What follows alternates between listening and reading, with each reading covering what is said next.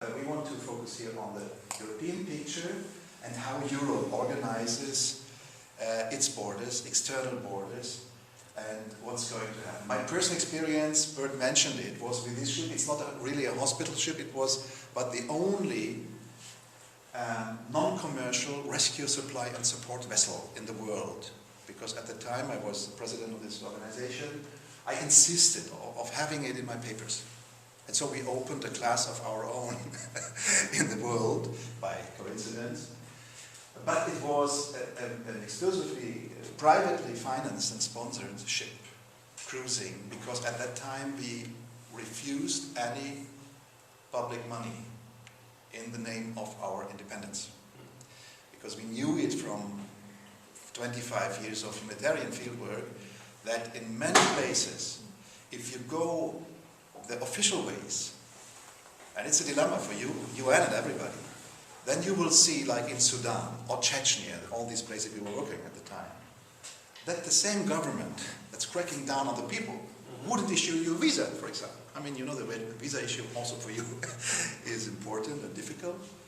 But if you really want to do something for people desperately in need of help, then partly, this was our idea, you have to go beyond the normal, regular, because you could not expect to receive support from the same government, like Moscow for Chechnya or Khartoum for South Sudan. So we had this ship, a wonderful crew, by the way. Who's the most important guy on board of any ship? It is? Yes! You have to say it. No, it's not a joke. The cook on a ship is very important because, talking about conflict, sensitive issue, if you have a bunch of people over weeks at sea and they are on a very limited space together, then if something goes wrong, and let it be the food, then you have really conflicts on board. So normally the food supply is always a very important issue. So we have a wonderful captain also, my friend, and some of these guys you would see also in the summer academy. In July I come to that at the end of my presentation. So we were sailing in 2004, it's going to have 10 years jubilee next year. And we meant to deliver relief items to several projects like in Africa, West Coast, Sierra Leone, and Liberia, and Angola. And we were sailing the Mediterranean. With this, you see, we had a hospital here on board. We had relief items in the ship. It was a freighter ship. We had bought it and worked on it. In these containers, indeed, we had a hospital on board for so-called ship-to-shore assistance. The ship was meant to go to places where it really happened and then offer supply and support to people in need. You see us here. This is our hospital with a operation theater and everything equipped. Sailing in the Mediterranean Sea. I just show this because it was in relatively harsh weather conditions, up to 10 before or so, but it's not a problem for a ship. It's just shaking a bit, but no problem to sail. But at these weather conditions, Coast Guards in Malta and Italy would not go out to save lives of people, pretending that the weather was too harsh so they couldn't go. And that, at first we understood it there, so we said maybe there's an issue with motivation, interest.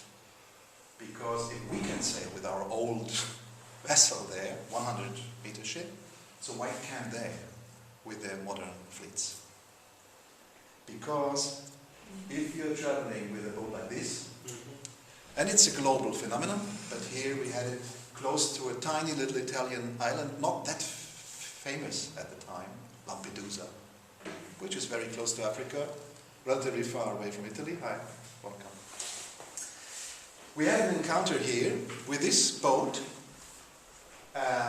Our seamen got a shock when they saw this out in the middle of the sea. Although the Mediterranean is not really a big ocean, but still. These guys, when asked what they are doing out there, they will say, oh, we're sailing to Malta. So now, at first I have to tell you that in the maritime law, there's no difference between a huge vessel and a tiny little boat. They're all ships. Whatever sails out there is a ship. It has a commander, apparently the guy with the red cap here, and they have a right to sail wherever they want to in the open sea. Theoretically. These guys now say they're sailing to Malta. We wish them good luck, but at first we know that Malta is not as you could think in this direction, it's more over there. And it is about 400 kilometers away from this point. And then we have a weather report on our ship saying that over the next hours the wind is getting stronger and so the waves would be. So the question, if these guys would ever arrive anywhere, is really open. So what we did at the time, we discussed the issue. We said, okay, we will follow them because the moment that they understand they are really in danger, we are there to help them. This is what we did. And if I forget it later on in the story, I have to come back to this and how it was perceived. So we received on board our ship reports like this. This is a very important document. You won't find anywhere else. These are NAVTECs, navigational warnings via telex. They are issued and they go out to every huge ship. And they issue warnings because the maritime traffic is the most important in the world. You know that up to 90% of all the goods and items in this world are transported at sea. So there's a lot of security measures. Not like here in the cars, also you have this radio, funny things and so, but there it's very, very precise and it will give you a position like 10 meters if there's a container drifting, which is very dangerous to ship, or a lighthouse that wouldn't work anymore, so this is why I built up a lighthouse here. And then also it talks about sinking or drifting boats in the Mediterranean perceived as danger to the navigation. So you see here, ship in transit, beware. For us, it was rather interesting that there was no appeal for help. It just said, a boat sinking, look at that, boat sinking, and the position is very exact, dangerous to navigation. Now every seaman knows, if there's a boat sinking, there are people involved, you should help them. But there's no intention to help them. It's the opposite. A commander of a ship, of a commercial vessel, you know they are running just in time. Have you heard about this just in time system? It is delivering goods at the very moment they are needed. If he's delayed, this is now a financial matter, he will have to pay for it. Receiving such a message on the bridge of a huge ship means automatically you're not allowed to go there, although they have reason to believe that there might be people in danger. But they can't go there because a captain at first has to guarantee for the security and the safety of his vessel. So he's not allowed to go there. This is a very easy trick, how to prevent seamen from doing what they love to do, assisting others. We had our encounter here on the 20th of June 2004, just off Lampedusa. We were on the way sailing to the port of Aqaba. We wanted to deliver relief items for Iraq.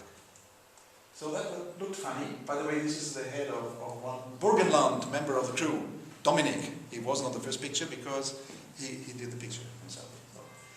Now, funny, what is it? It's a rubber dinghy. It's a rubber dinghy with 37 people. And there again, this is off Lampedusa and about 120 kilometers from the Libyan coast. So what we see here, you could see it better than when how it moved. You see how this boat is bowing a bit here like this, with the waves, so it followed the line of the water, which indicates that there's few pressure on the dinghy. And then secondly, the motor, the engine is not running. So this is really, you never do this at sea.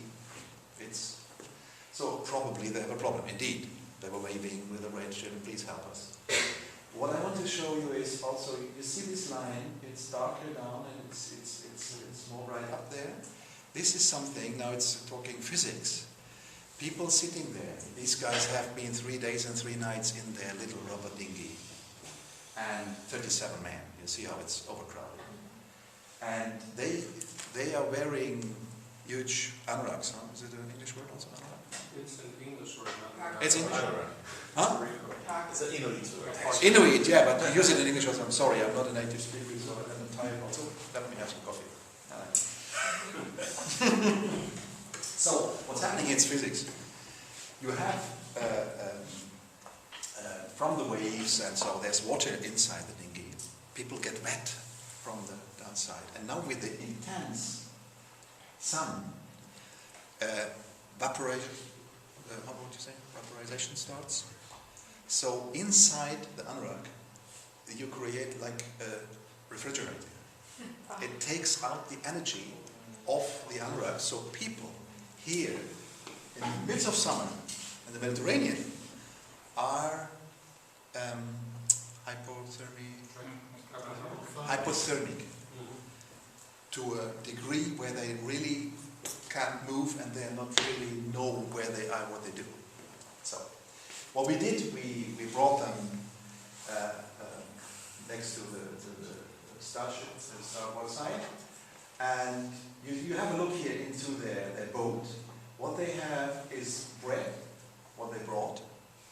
They have this dinghy, and they had no pump, they had no devices or whatsoever helping them to survive. There's nothing. But, and you can see here, you see this Falten? Wrinkle. Yeah, the wrinkles here, indicating that there's less pressure, as I said. And it is not a boat like you would buy it here in a shop with security chambers and so. This is one rubber with only one ventile on the top. So, and they don't have a pump, as I said. So, and this is enormously dangerous because if you imagine that the waves get higher there, and as I told you, this overloaded boat would follow the line, then at a certain moment, the wooden beams in here would break and they would just bring this whole thing to drown at sea. This is how people disappear. Somewhere out there, by pure coincidence, we were sailing by, so we could say them. I said they had a lot of bread. They had, in these bottles, they had water, but it was very few, and at this moment, not a single drop of water, drinking water, available. How is it possible? Because the guys who sold them the boat would say them, it's 3 hours drive, and you're there. It's Europe. So, and they trusted somehow. So, yeah, very good water. What they had in huge quantity here is Sprit, gasoline, fuel. Yes, sorry, I really now I have to. Fuel, but it was the wrong fuel for the engine. It's a 2-stroke engine, so they need a mix, and they didn't have it. You laugh at it, yes, somehow it's stupid, but if you don't know, and if somebody sells you a boat and you have never been at sea, and you have never seen such it was a brand new engine, but then what happens is you sail on for maybe 2 hours or 3, and then it will get hot and it stops, and that was it. And this is for sure you're meant to die normally, and we have reason to believe that those who sold them the boat were well aware of the fact that they wouldn't ever arrive anywhere. So, okay. Now, they choose one of them. It was Danasis here as their speaker. So we said, okay, let's bring him up. This is the pilot's ladder. Very easy to climb. Even I can do it. Everyone here. And this guy, 27 years old and really a sport, he couldn't. He failed to climb. Why is it? Because 3 days and 3 nights in a rubber dinghy, hypothermic, and you know they have the cramps. They were afraid to die out there, so they are not able to move. This is when we brought them up one by one with a rope, because the first one came up and he collapsed immediately and started crying, which is, as you all know, a very rare scene that you would say, see a grown-up African man cry. But that was here the case. And he said, please rescue us, we're completely lost out here. So we brought them up with the rope one by one, and these young men, they were moving like 100-year-old people because they couldn't hear. So this is important to know when we're dealing with policies Europe applies in dealing with this and these sorts of ways. That's what they had, clothes, nothing else. We brought the boat on board and we saw they had nothing else. But nice clothes because their travel inside Africa already, they come from wheresoever, until they made it to a coast like Libya, and then they had to earn the money for the journey. And these were all young men, and you all know or might imagine how women have to earn this money if they want on these trips. So what could we do? We informed the authorities and we said, hey, we have 37 shipwrecked on board and we must bring them ashore. It's written in the maritime law also, but yes. Okay, no problem, bring them. So we started our approach to Italian port of Sicily in Agrigento. And suddenly, the moment we arrived at this borderline that you can't see, it's out there at sea, but where the breakwaters, the national waters start, it's about 12 miles off, so up to 18 and some kilometers. At that very moment, we received a call saying, the admission is denied. You have no right to enter into Italian breakwaters. That is now not only being allowed into one harbor, but not being allowed back into Europe. We were sailing under German flag, so it was for European ship. And this has never occurred, only in war times so far. So this is a very interesting case also for any kind of maritime law experts, and so they will work on it for another years.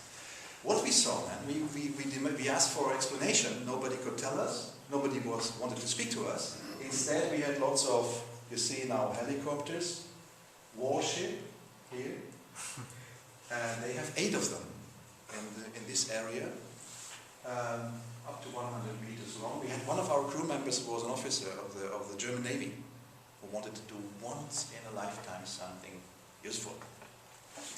So he knew them from their exercises in the military. He said, well, these are the colleagues and they have a new rocket launcher and stuff. So this is why I know about this ship. 144 people manned. Now, we were blocked at sea. So for those rescued, it was a very bad situation. And they had seen enough of these, gestures of strength. So, by the way, this is Shan from northern parts of Ghana.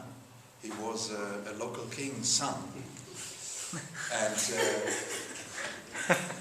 this is funny for you. Why is it? You will explain to me afterwards. You're from there also?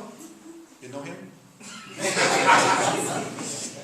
No, but he was 17 years old when he ran away and he had any reason to do so. We went there afterwards and we did some research on the situation in the Tamale region. So he went away and he's 21 years old now, 4 years later that we found him in this dinghy.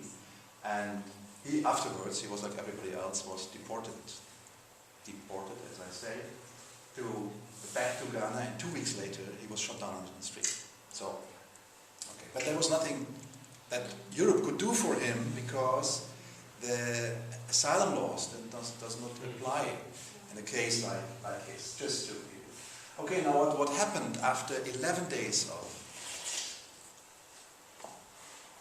blockade over there? First of the guys collapsed. We didn't know why. It was because they had stopped drinking and eating, which is you don't go far then. As a sign of, desperation. It was not putting pressure on us, so that they were just... And when this happened, and then first of them made an attempt to throw themselves back into the sea. And it's not funny, 11 days on a ship and you don't know where you're going with all this, and you have these military things around, and we couldn't explain it. We couldn't answer their questions. At first I said, come on, behave, it will all be solved. It wasn't.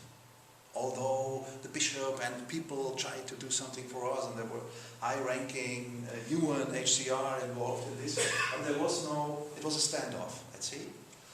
So, after 11 days, we set this flag. Have you seen it before? It was from Italian activists who came to see us, because in Italy it was reported on the radio and so that there was a problem with the ship.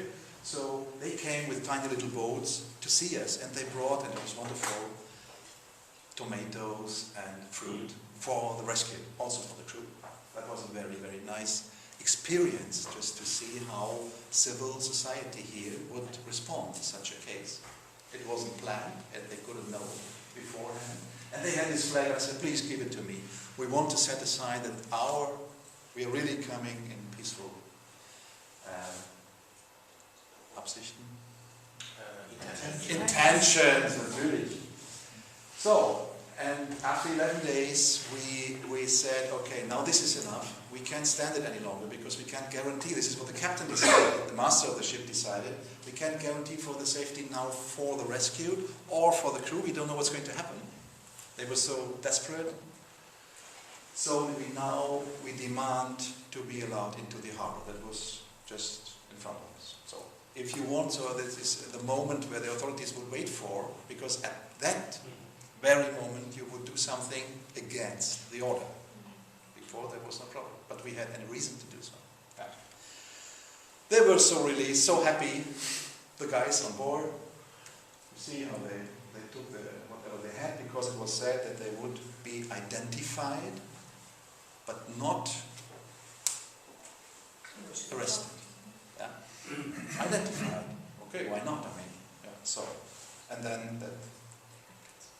But when we arrived in the harbor, you see how this is the picture you would see in any harbor if a thing like this happens.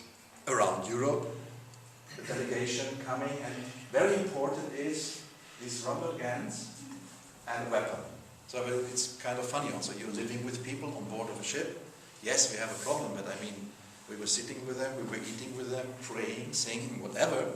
The group was half Muslim and half Christian, by the way.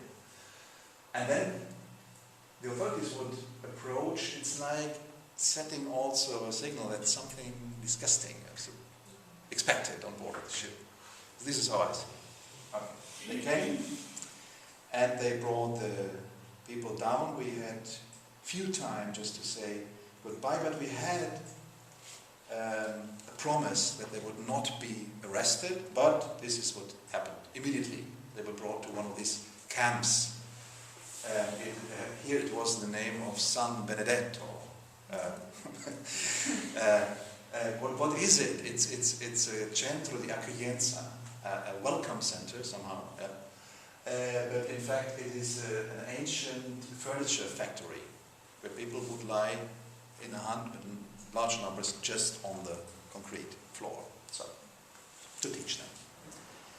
And you see some of the Italian activists protesting outside. Then you see also here what they did, Nessuna Frontiera, no more borders. Very nice, we can discuss about it. No more, it is a bit like between camp and prison, Galera. And solidarity with the Capanamo. Thank you very much. I would have loved to see it, but I didn't because I was already arrested. The ship was seized in the harbor because in the Italian law, you can seize a ship that is suspected tool of illegal immigration. But remember now, this is a humanitarian rescue vessel of an international organization, bringing people ashore not secretly somewhere at night, but informing the authorities beforehand and saying, we have 37. So that was beyond our fantasies, I have to admit. And that was it, because the ship, after 8 months, had to be taken out of this. Because if the ship should be seized until it's proven in a trial whether or not it was a tool of illegal immigration, so trafficking. And you can wait, because if you have a ship, whether it's steel or wooden or whatsoever, over years, somewhere it is destroyed. So we had to take it out, and then to put the organization I was working for, was heißt Bürgschaft hinterlegen? Bürgschaft is Security. a security. We had to pay 2 million euros, private funds, in order to get the ship out. And in order to finance the security, we had to sell the ship. That was it. No more Cap Anamur and no more ship of that kind in the Mediterranean. Well done. And it is now sailing in the Baltic Sea under the name of Baltic Bettina. Yeah. So for me, the story went on, and also for my master here in this room. It's the courtroom story is now really. How come you could take photo there? Huh? How come you could take a photo? Yeah, it's a fantastic situation in an Italian courtroom. It is very chaotic also. Sometimes you wouldn't wonder if they just bring a goat there. So it's amazing. You have various trials at the same time happening. So at a certain moment, somebody else is coming in, and then other questions. It's really amazing. But we have the privilege to sit here. This is the public prosecutor. Now when this whole game started and we listened to him and he delivered his speech there, it was amazing. It was really a fairy tale. You never heard a thing nasty like that. So I went straight up to him and I said, I have one question only, sir. Do you really consider me a criminal? And he said, no way. So I said, what is it all about? I'm doing my job. So I understood that whatever would go on in this room, nobody really thought we were traffickers or so. It's just the way Europe deals at that point. We have a judge here with us. It's a shame, yes, but unfortunately it's true. Because I was released after 6 years, and now it's a proven fact that all these allegations were false, or falsified, or misunderstandings that couldn't be proven or so. Okay. But we have the privilege to stay here, to sit here, but others, like these two guys, that I knew from this cage, but I didn't know who it was. They were there under the same allegation as us, Tunisian fishermen. They had managed to rescue 44 people from a sinking dinghy. When they approached it, they knew they were in trouble themselves, because everybody out there knows it's not good to rescue those. Yes, sorry. How come the Tunisian fishermen had to sit inside the Don't ask me. As I said, we have certain privileges as Europeans in the European courtroom. The Tunisian had to say, just let me give you what really happened out there. It is outrageous, I know that. They managed to rescue 44 people from a sinking because when they saw the boat sinking, and there were women and children on board, they knew they were in trouble. They informed the authorities, the Coast Guard, nearby Lampedusa. And the Coast Guard said, okay, don't touch, we are coming. Now the sea was high, the boat was sinking, and nobody was coming. And they know it's 10 minutes for the speedboats. So what to do? These two wonderful, brave men, they jumped into the sea and they managed to rescue 44 people.